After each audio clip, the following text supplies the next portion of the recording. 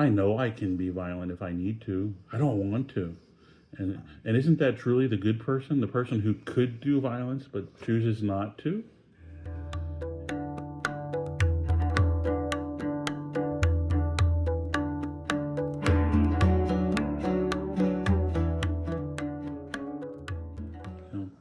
But Hehan and I have we share dreams often, and when I say that, I mean we discuss it, but we literally share dreams. We've had several dreams where I saw Hehan, and I've called Hehan and said, "Hey, I had a dream with you in it," and he was able to tell his what was going on his side, and it was like, "Yeah, that's what was happening in my dream too." And most of them are very apocalyptic and terrifying and shit, but the one that was recurrent is Hehan is on one hill. I can see him. He's like 300 yards away on the top of a hill. And there's this iron ring in the ground, and he's holding on to the iron ring. And I'm on a hill opposite from him, and I'm holding on to a tree. And then you can hear the ground and feel the whole earth is rumbling. And people rush to us, and they start hanging on to Hehan, and they start hanging on to me. And then I realize we're in a bowl surrounded by mountains, which feels a lot like Quetzaltenango, Guatemala, because that has 10 mountains surrounding the city. And all of a sudden, there's water coming over the mountains down in on us, and everybody's holding on to me and Hehan to not get washed away. And then the water just rushes in and then wake up. But that particular dream Hehan and I have not infrequently, and we see each other in it. So, which is interesting because he sees me and I see him, and it's the same dream. So, my spiritual journey has been a really long, tough, violent, and traumatic road.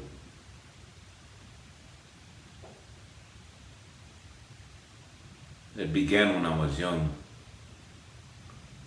It began when I was young because I was calling upon God at first to make the pain stop. I kept asking Takashla to make things stop. I didn't want to hurt anymore. But over the years that evolved, I started becoming numb to the pain, and I started praying for others. I started focusing on other kids, probably because I've seen someone other than myself suffer as a child back then, and it hurt me more than being hurt, so to speak. So I prayed and I told Takashla to give me the pains of everyone else and not to let anyone else suffer. That if there must be suffering, then even if it's 50-fold, to give it all to me. I didn't want nobody else suffering.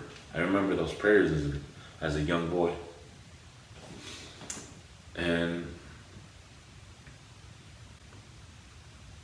a lot of the times where I was involved in ceremony or praying or the church, I was left alone. Not all the time, but a lot of the time.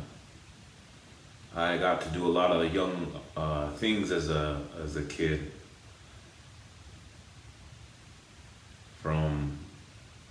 We had a spiritual Lakota camp here that they let us boys and kids retreat to, where they taught us ceremonies and the way of life, riding horses, archery. We had sweat lodge every evening.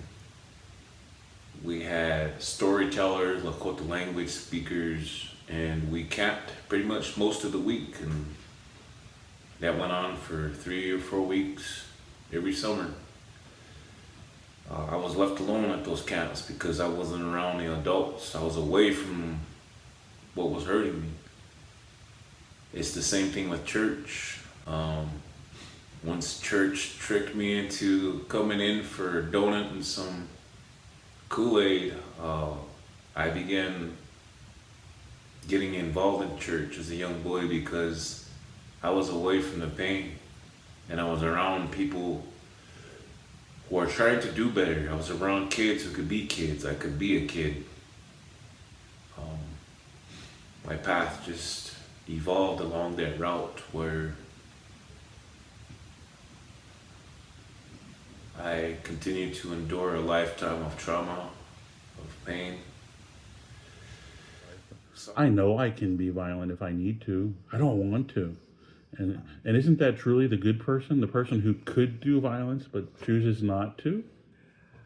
And part of my own spiritual realities, I've come to realize that I told you earlier that I had a premonition and was given Etzba Elohim, which is the finger of God. And I believe that I'm going to be asked to be the finger of God, and sometimes I'm going to have to touch people's hearts, and sometimes I'm going to melt people's hearts, but sometimes, like Pharaoh's, I'm going to harden their heart. Because, sometimes I need to be the bringer of darkness, and sometimes I need to be the bringer of light. Most of my ministries, I've focused on bringing light. But then you know me well enough. Where do I go to bring light? I find the darkest fucking hole I can find, and I go there.